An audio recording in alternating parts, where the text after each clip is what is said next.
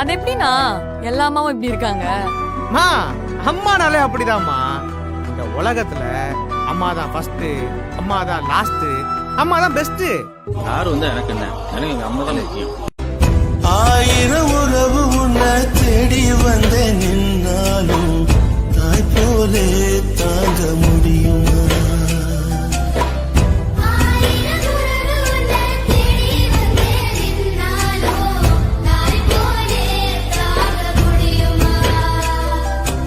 உன்னையும் என்னையும் படைச்சதிங்க யாருடா? தெய்வம் ஒரு வீட்டில் இருக்குதுன்னா கண்ணில் ஈரம் வந்தால் என் நெஞ்சில் பாரம் வந்தால் சாய்வேலையும் தோழிலே கண்ணீரே கூடாதென்றும் என் பிள்ளை வாடாதென்றும் சொல்வாயே